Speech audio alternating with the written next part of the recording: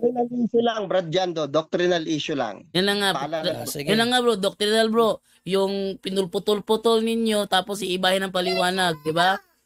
Oh. Jando, last Doctrinal nga, bago ka doctrinal. umalis, bro paalala, 21.8 ng pahayag, bro Jando. 21.8 ng pahayag. Kapag kayo nagsinungaling sa programa nyo, hindi ko Binabaluktot. inaatake hindi personal yung atake ko sa revealers, bro. Kasi doctrinal pa rin yun. Pag sinabi mong revealers ka, don't hide anything.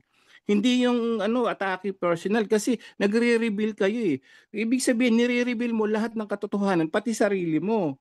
Kasi hider ka, hindi ka revealer. Hindi yung personal attack to. Kundi yung pagre-reveal nyo kasi yan eh. So pansinin nyo kapag kayo binaligtad nyo yung mga pinagsasabi namin dito, bro, paalala sa'yo to.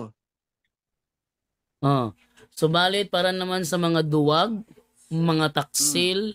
Sandali bro, ano ba yung duwag? Ang duwag diyan yung mga spiritual coward. Yung ibig sabihin hindi mo mai yung even yung face mo. Duwag ka sa face mo. Sabi diyan yung face, yung mga duwag yan, yung mga takot na mag-reveal ang sarili nila para sa pananampalataya kasi walang ganun. Dapat duwag yan yun, delikado yan. Tuloy. Mga gumagawa ng mga kasuklam-suklam na bagay, mga mamamatay tao, mga nakikiyapid, mga mangkukulam, mga sumasamba sa Diyos-Diyosan at sa lahat ng mga sinungaling.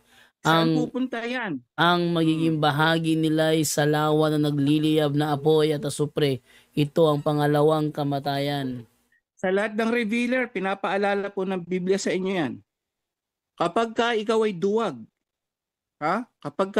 ikaw ay duwag, sinungaling ka, tapos pagsisinungaling mo ang sinabi namin dito sa revealers nyo, ano sabi dyan?